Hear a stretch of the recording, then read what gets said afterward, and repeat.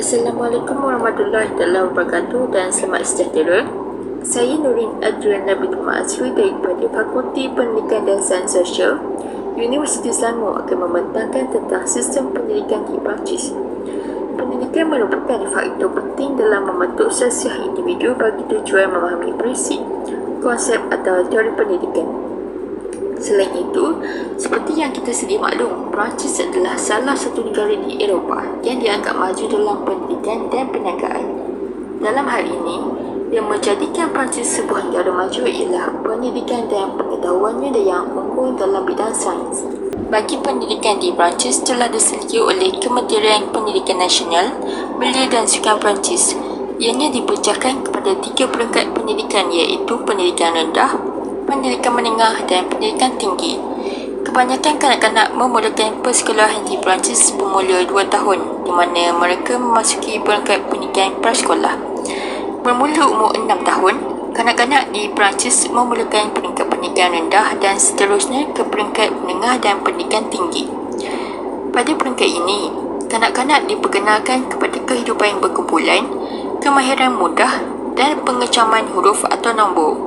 Seterusnya, sekolah tadika terdiri daripada tak petik section iaitu 2 tahun, petik section 3 tahun, moyang section 4 tahun dan grand section 5 tahun.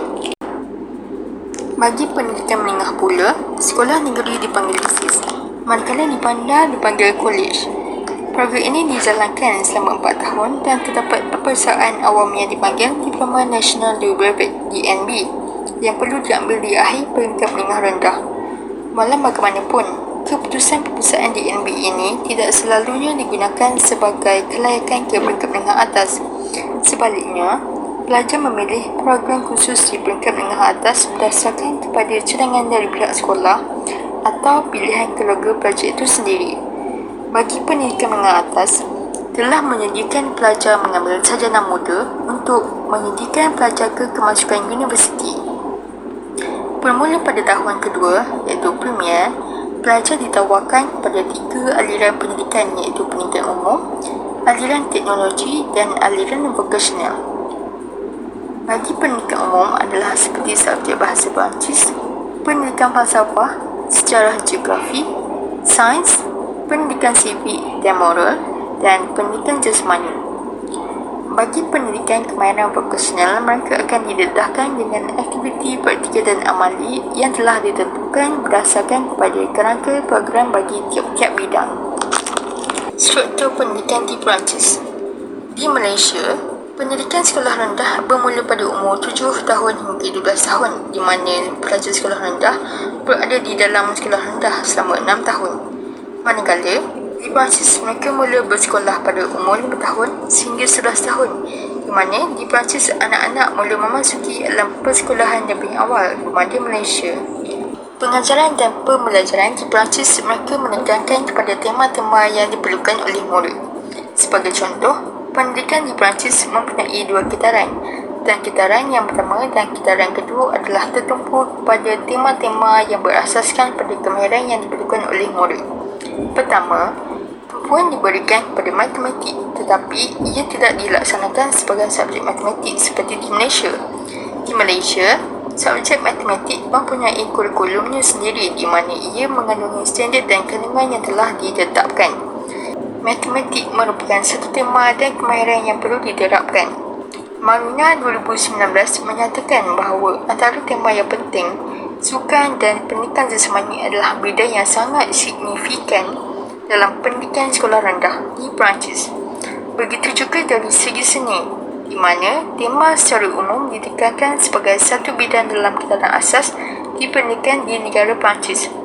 Bagi kitaran pertama, bilangan pembelajaran tahunan sebanyak 864 jam dan bagi kitaran kedua pula, bilangan waktu pembelajaran tahunan sebanyak 864 jam. Terdapat perbezaan yang paling ketara dalam struktur kurikulum negara Malaysia dan Perancis di mana dari segi teknikalnya dalam kurikulum Perancis, kitaran yang pertama menekankan 10 jam pembelajaran untuk bahasa Perancis iaitu bahasa kebangsaan mereka. Manakala, berbeza dengan negara Malaysia di mana pelajar belajar bahasa Melayu sebanyak 6 jam seminggu sahaja. dan ia amat kurang berbanding dengan waktu pembelajaran di Perancis. Seterusnya, untuk subjek yang berkaitan dengan kesenian pula di Malaysia seperti muzik dan pendidikan seni visual, peruntukan jam pembelajaran minima adalah sebanyak 48 jam setahun atau setengah seminggu. Manakala, di Perancis peruntukan untuk pembelajaran seni visual ini adalah sama 2 minggu sahaja. Akan tetapi, jika kita lihat dari sudut pandang kesenian di negara Perancis, rata-rata mereka kreatif dalam bidang seni. Hal ini kerana mereka menekankan unsur seni iaitu apresiasi dan ekspresi seni. Negara Perancis juga menjadikan bidang ini sebagai satu dokumen standard yang perlu guru ikuti dan mengajar subjek seni ini.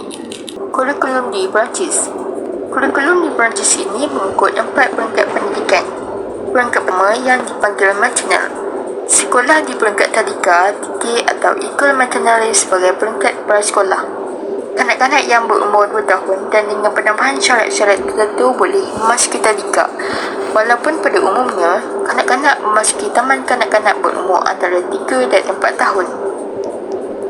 Peringkat pendidikan asas ini bermula pada umur 6 tahun dijalankan selama 5 tahun, iaitu peringkat persediaan, rendah 1, rendah 2, pertengahan dan pertengahan 2. Untuk mengajar kanak-kanak tentang kehidupan sosial, menyediakan kemahiran membaca dan mengira dengan persediaan untuk melanjutkan pendidikan menengah iaitu lisis dan kolej.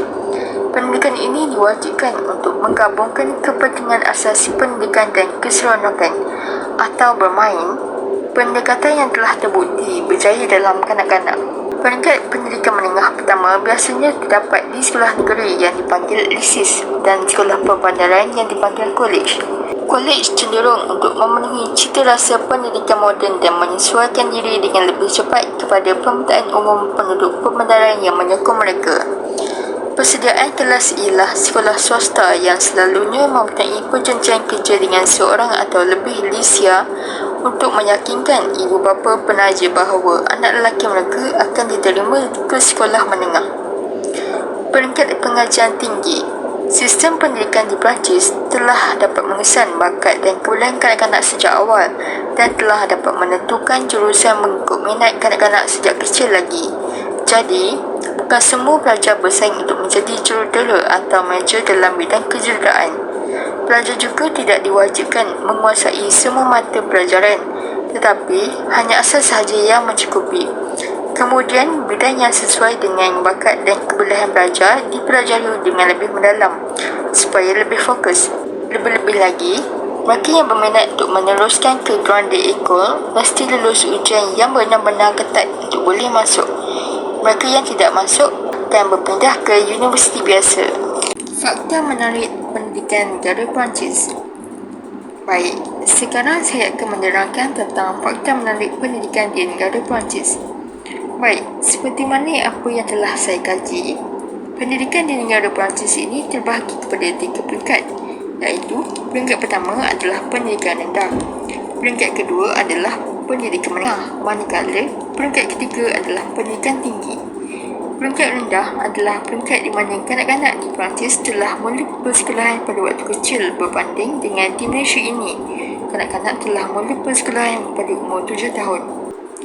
Pendidikan menengah dan pendidikan tinggi pula bermula apabila mereka tamat pembelajaran dalam peringkat rendah.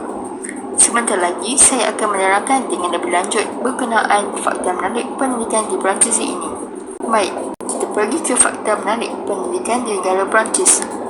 Poin yang pertama adalah kanak-kanak memulakan persekolahan di Perancis bermula 2 tahun di mana mereka memasuki peringkat prasekolah pada waktu itu. Maksudnya di sini, kita dapat melihat bahawa pendidikan di negara Perancis ini telah memulakan persekolahan bermula 2 tahun. Manakala di Malaysia, kanak-kanak 2 tahun ini masih berada di taska. Kanak-kanak masih tidak tahu berkomunikasi apatah lagi untuk belajar.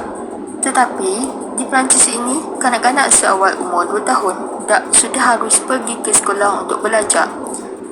Jadi, itulah sistem pendidikan di Perancis dan kita sendiri tidak dapat membayangkan bagaimana kanak-kanak boleh dan dapat belajar seawal umur 2 tahun itu. Poin yang kedua adalah bermula 6 tahun. Kanak-kanak di Perancis memulakan pendidikan peringkat menengah. Maksudnya, kalau di Malaysia, Kita sekolah menengah sudah bermula sekolah pada umur 13 tahun iaitu tingkatan 1. Jadi di sini, kita dapat melihat bahawa terdapat banyak perbezaan umur dan tahun untuk mereka bermula sekolah dan menengah pada 6 tahun. Jika difikirkan balik, jika 6 tahun di Malaysia ini, ada setengah kanak-kanak yang masih tidak dapat belajar dengan baik, mungkin dari segi komunikasi atau pembelajaran. Tetapi di Perancis 6 tahun sudah bermula sekolah menengah. Jadi sistem pendidikan di Perancis ini agak mengelirukan dan kita sendiri tidak dapat membayangkan bagaimana pendidikan di sana. Mungkin jika pergi melawat sekolah-sekolah atau universiti, kita akan merasa terkejut melihat kanak-kanak yang masih kecil sudah bermula prasekolah pada umur 2 tahun dan sekolah menengah bermula 6 tahun. Jadi, untuk pendidikan tinggi pula, saya tidak pasti bermula pada umur berapa kerana sudah membuat research tapi tidak dapat dinyatakan. Tetapi, pendidikan tinggi bermula selepas habis sahaja sekolah menengah dan peringkat ijazah ini diiktiraf oleh Bologna Process, License Professional, Master dan Kedoktoran. Jadi, kita dapat melihat bahawa mereka dapat pengiktirafan yang tinggi apabila habis belajar peringkat ijazah nanti. Jadi, apa yang menarik tentang sistem pendidikan di Perancis ini adalah cara atau gaya pembelajaran mereka. Maksudnya, umur 2 tahun sudah bermula sekolah iaitu prasekolah. Jadi, agak menarik apabila kita membuat kajian atau research tentang pembelajaran atau bagaimana mereka belajar pada umur yang kecil itu. Jadi, itu sahaja daripada saya berkenaan fakta menarik pendidikan di negara Perancis. Kelebihan dan kekurangan sistem pendidikan di Perancis. Kurikulum Perancis berlandaskan pada elemen asas umum yang mentaklifkan tujuan utama pembelajaran. Ia merupakan satu bentuk kurikulum yang sangat abstrak dan umum, akan menyebabkan konflik dari segi perancangan dan pelaksanaan. Kurikulum yang terlampau abstrak adalah sangat berisiko kerana ia tidak menawarkan pandangan yang spesifik berbanding kurikulum KSSR yang memperpusatkan murid berstruktur dengan lebih terperinci. Kurikulum sekolah rendah di Perancis lebih dinamik iaitu model asasnya yang sangat teguh pada satu prinsip iaitu menyediakan pendidikan yang berpusatkan murid. Walaupun bersifat abstrak, ianya juga dapat menghasilkan pembelajaran yang seronok. Penerapan tema pembelajaran yang dikenali sebagai Discovery the World ataupun pengetahuan dunia atau pengajian am. Elemen ini tidak dinyatakan secara terus dalam kurikulum sekolah rendah di Malaysia.